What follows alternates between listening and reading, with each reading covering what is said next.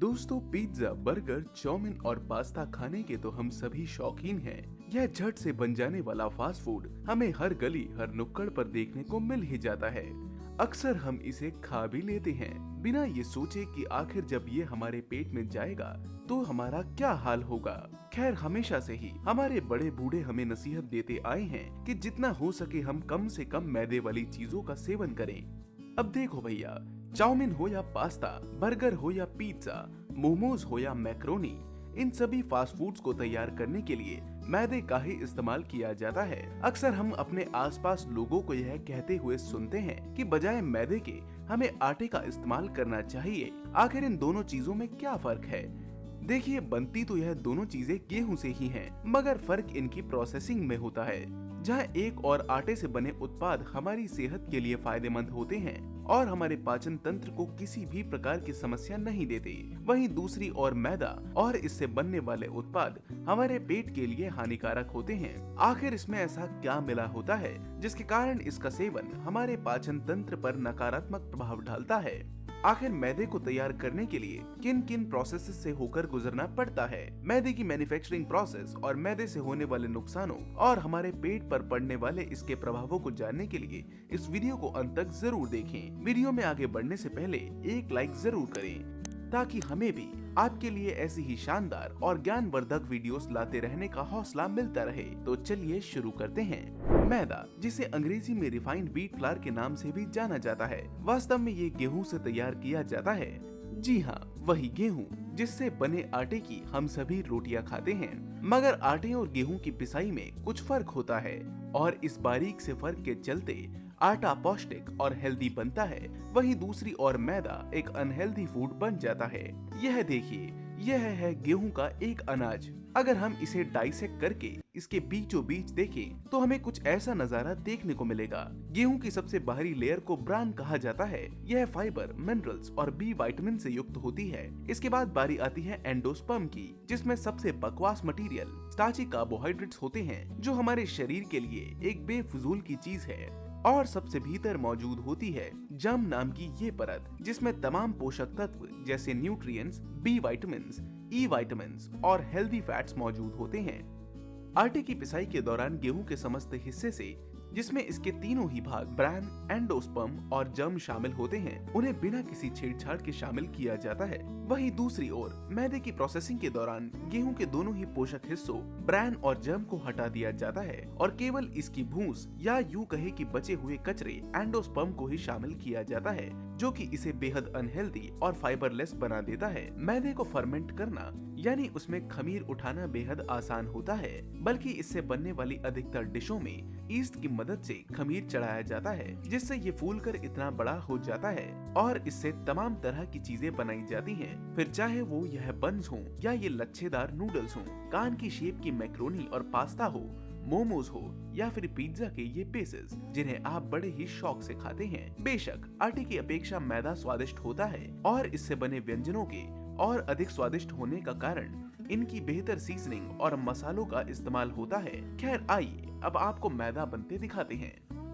मैदा तैयार करने की प्रोसेस किसी हाई एंड प्रोसेसिंग प्लांट से नहीं, बल्कि इन बड़े बड़े खेतों से शुरू होती है, जहां इन बेहद आधुनिक हार्वेस्टर्स की मदद से गेहूं की फसल को काटकर अलग किया जाता है। पककर तैयार हो चुकी इस फसल को अब हार्वेस्टिंग के लिए छोड़ दिया जाता है। इस कड़ी में कुछ वर्कर्स इन मशीनों के द्वारा गेहूं की बालियों को काट काट कर इन ट्रकों में लोड कर देते हैं। गेहूं के अनाज को इन ट्रकों में भरकर इन फैक्ट्रीज की ओर ट्रांसपोर्ट किया जाता है, जहाँ के इनटेक सेक्शन में इसे डंप कर मशीनों के भीतर भेजा जाता है। इससे पहले कि गेहूं की प्रोसेसिंग शुरू हो, इस प्लांट पर मौजूद इंस्पेक्शन टीम गेहूं का एक सैंपल कलेक्ट करती है और इसकी बेहद ही बारीकी से जांच करती है। इस कड़ी में गेहूं की गुणवत्ता, नमी और उसमें मौजूद पोषक तत्वों की जांच होती है। जांच में सब कुछ सही निकलने के बाद ही इस प्रक्रिया को आगे बढ़ाया जाता है। इस सिलसिले में अंडरग्राउंड टैंक से गेहूं को मशीन के टॉप तक लेकर जाया जाता है। बकेट कन्वेयर नाम की ये मशीन कई कई क्विंटलों की मात्रा में मौजूद इस गेहूं को बिल्कुल टॉप तक शिफ्ट कर देती है।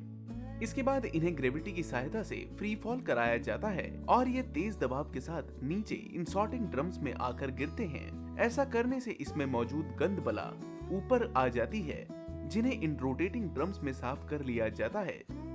यह रोलिंग ड्रम्स घूम घूम कर इन जालियों के माध्यम से इनमें मौजूद मिट्टी और कंकड़ों का सफाया कर देते हैं। क्लीनिंग के इस पहले चरण में मोटी मोटी अशुद्धियों जैसे बड़े कंकर पत्थर और प्लास्टिक के टुकड़े आदि को अलग किया जाता है। इसके बाद इस गेहूं को ग्रेविटी सिफ्टर्स में भेज दिया जाता है, जो लेयर बाय लेयर सिफ्टिंग कर इसकी छिटाई कर देते हैं। ये घरों में इस्तेमाल होने वाले सूप की तरह होता है, जिसमें झाड़ा लगा के गेहूं को साफ किया जाता है।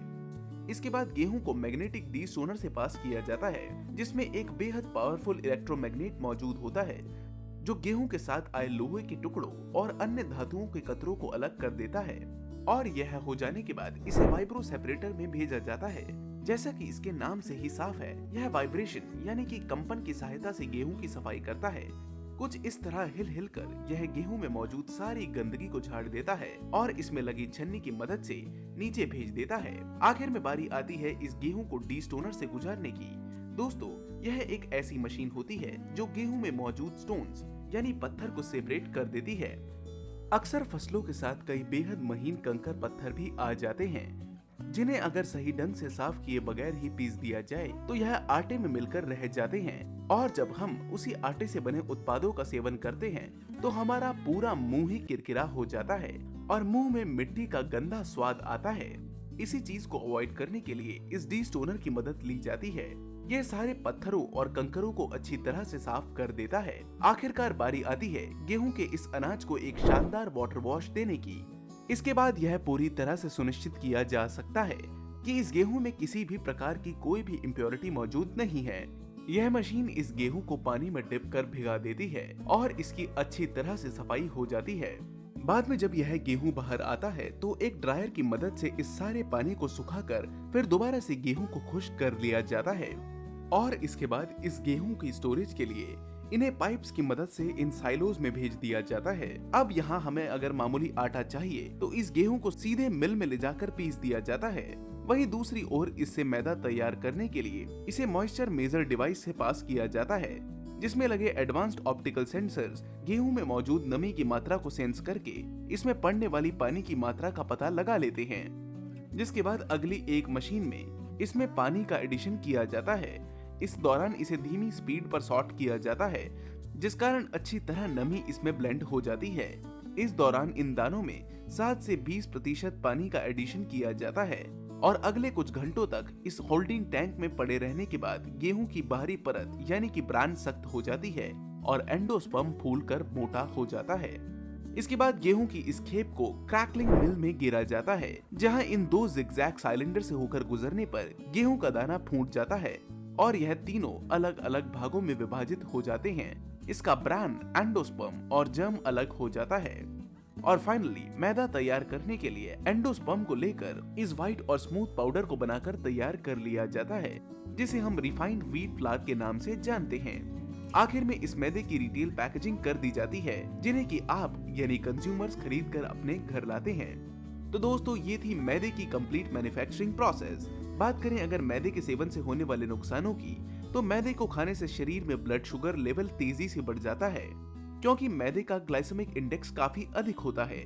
मैदे का अधिक सेवन करने से खून में ग्लूकोज जमने लगता है, जो डायबिटीज की समस्या को अधिक बढ़ा सकता है। तो इसलिए अगली बार जब कभी भी आप मैदा खाएं तो इस चेतावनी को जरूर ध्यान में रखें। बाकी दोस्तों, अगर आपको आज की ये वीडियो पसंद आई तो इसे एक लाइक करना ना भूलें। साथ ही आगे भी ऐसी ही वीडियोस को देखते रहने के लिए हमारे चैनल को भी जरूर सब्सक्राइब करें। जल्द ही मिलते हैं आपसे एक और ऐसी मजेदार वीडियो के साथ। तब तक के लिए ख्याल रखें अपना और अपने परिवार का। Bye bye.